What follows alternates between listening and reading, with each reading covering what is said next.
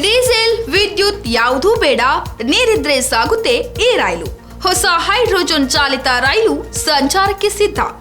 ಭಾರತದಲ್ಲಿ ಮೊದಲ ಹೈಡ್ರೋಜನ್ ಚಾಲಿತ ರೈಲು ಸಂಚಾರ.